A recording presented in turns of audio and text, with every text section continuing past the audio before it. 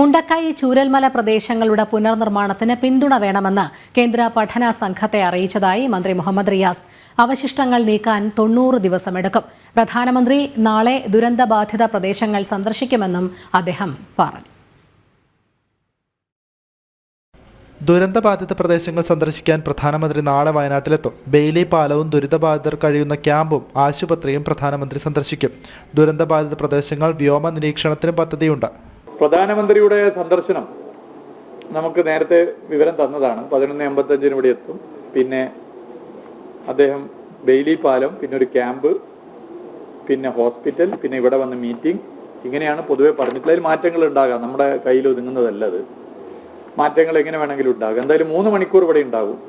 ദുരന്ത മേഖലയുടെ പുനർനിർമ്മാണത്തിന് പ്രത്യേക പിന്തുണ വേണമെന്ന് അറിയിച്ചതായും മുഹമ്മദ് റിയാസ് പറഞ്ഞു. ദുരന്തബാധിത മേഖലകൾക്ക് ബജറ്റിൽ തുക വകയിരുത്തണമെന്നും മന്ത്രി ആവശ്യപ്പെട്ടു.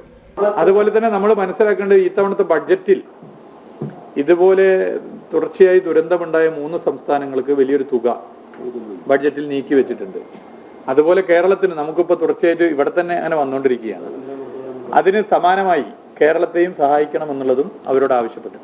ദുരന്തബാധിത പ്രദേശങ്ങളിലെ അവശിഷ്ടങ്ങൾ മാറ്റാൻ 90 ദിവസം വേണ്ടിവരും. കേന്ദ്ര സംസ്ഥാന സഹകരണത്തോടെ പദ്ധതി നടപ്പാക്കാനുള്ള നീക്കങ്ങൾ ഉണ്ടാകണമെന്ന കേന്ദ്ര സംഘത്തോട് ആവശ്യപ്പെട്ടതായി മുഹമ്മദ് റിയാസ് പറഞ്ഞു.